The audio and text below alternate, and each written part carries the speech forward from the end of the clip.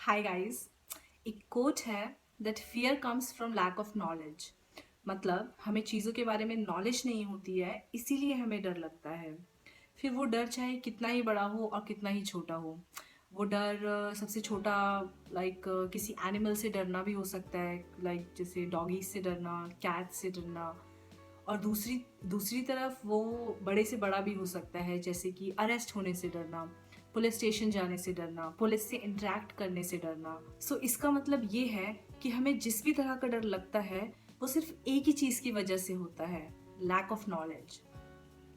तो बेटर ये है ना कि हम चीज़ों के बारे में नॉलेज ले लें, इन्फॉर्मेशन ले लें, ताकि हम उनसे डील करना सीख जाएं और उनसे डरना बंद कर दें। इस वीडियो में मैं आपको ऐसी ही इन्फॉर्मेशन देना चाहती हूँ अरेस्ट से रिलेटेड। मतलब अरेस्ट क्या होता है एंड पुलिस जब आपको अरेस्ट करती है तो आपके पास क्या राइट्स होते हैं। सबसे पहले व्हाट इज़ अरेस्ट? ARREST, इसका मतलब क्या होता है? देखिए, we have a freedom of movement. मतलब इतनी बड़ी कंट्री में हमारे पास कहीं भी आने जाने की पूरी आज़ादी है। लेकिन कुछ ऐसे केसेस होते हैं जहाँ पे हमारी इस आज़ादी पे, इस फ्रीडम पर रोक लग जाती है, और अरेस्ट उनमें से एक केस है। क्योंकि जब हमें अरेस्ट किया जाता है, पुलिस हमें पुलिस स्टेशन ले जाती है और वहाँ से हम अपनी मर्जी से बाहर नहीं जा सकते। एक चीज़ का ध्यान रखिए कि जैसे हम मूवीज़ में देखते हैं कि पुलिस आती है, हैंडकफ्स लगाती है और ले जाती है, एक्चुअली में ऐसा नहीं होता है। पुलिस हथकड़ी सिर्फ तब लगाती है जब पुलिस को लगता है कि वो जो पर्सन अरेस्ट हुआ है वो या तो भागने की कोशिश कर रहा है या फिर पुलिस को उससे कोई खतरा है। अब हम जानेंगे कि हमारे पास अरेस्ट होने पर क्या राइट्स होती हैं।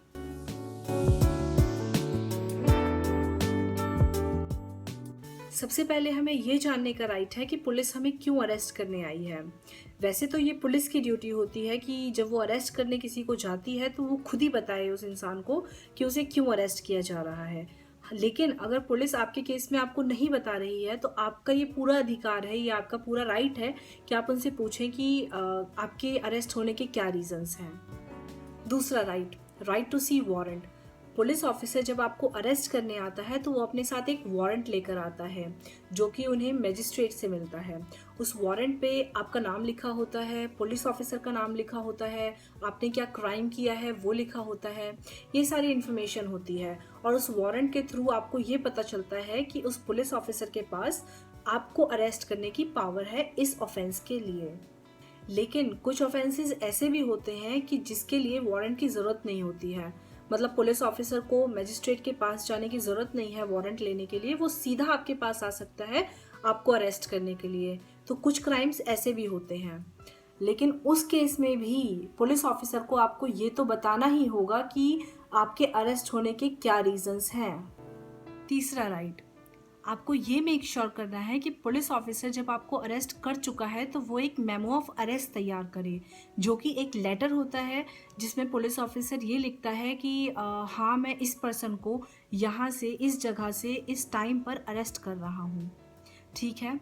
और मोस्ट इम्पॉर्टेंट सिचुएशन में ये होता है कि आपके अरेस्ट के वक्त कोई विटनेस वहाँ पे मौजूद होना चाहिए। अब वो विटनेस कौन होगा?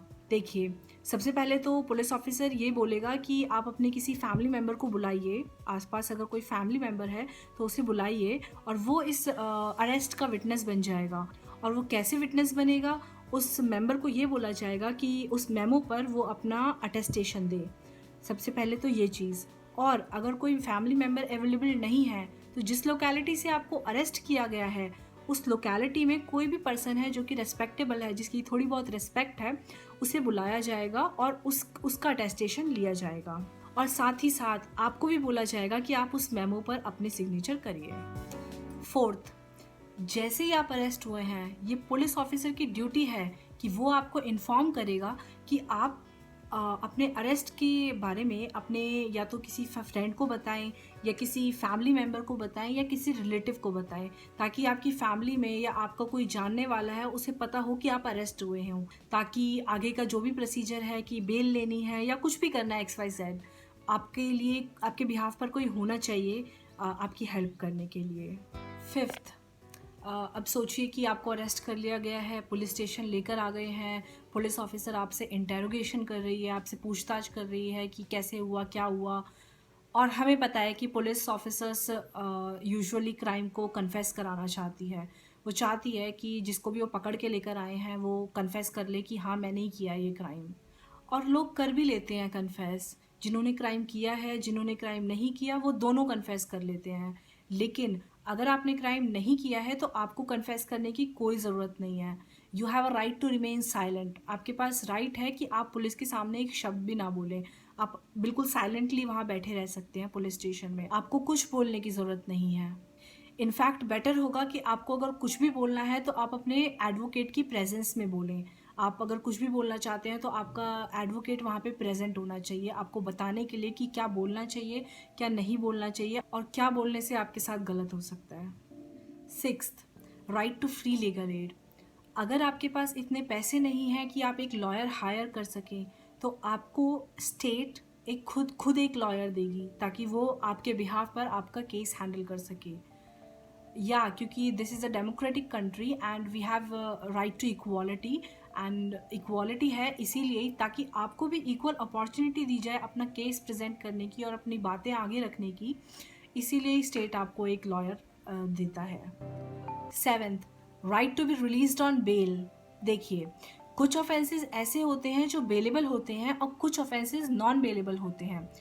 अगर पुलिस ऑफिसर आपको बेलेबल ऑफेंस के लिए अरेस्ट करके लाया है तो आप उनको ये बोल सकते हैं कि मैं बेल देने के लिए तैयार हूँ, मेरे पास इतने पैसे भी हैं बेल देने के लिए, तो आप मुझे बताइए कि क्या प्रोसीजर होता है बेल देने का। और पुलिस ऑफिसर आपको अकॉर्डिंगली बेल दे देगा। और कैसे पता चलेगा कि आपका ऑफेंस बेलेबल है या नहीं? वो पुलिस ऑफिसर की ड्यूटी होती है।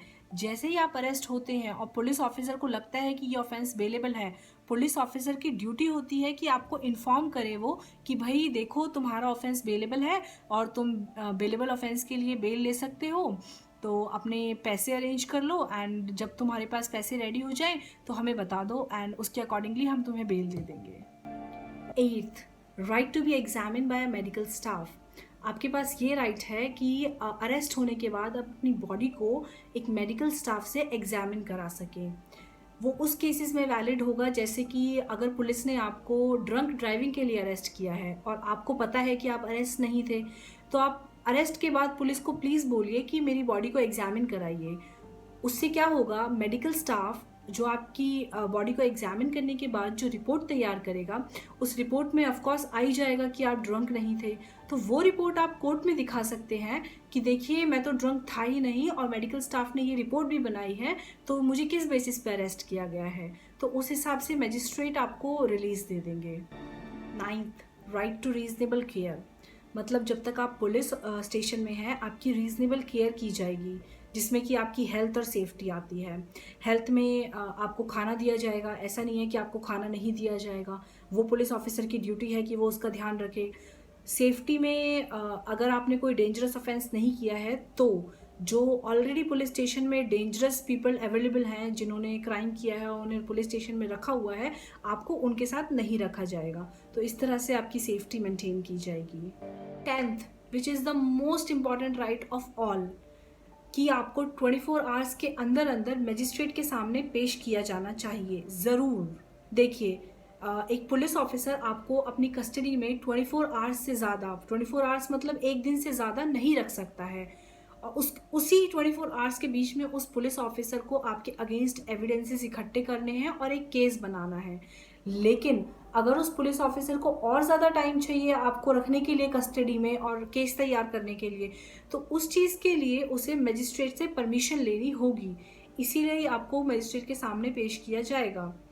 आप समझ जाइए कि अगर आपको 24 आवर्स के अंदर मजिस्ट्रेट के सामने नहीं ले जाया गया है तो आपको इलीगली रखा जा रहा है पुलिस की कस्टडी में। आई होप आप लोगों को मेरी ये वीडियो अच्छी लगी हो।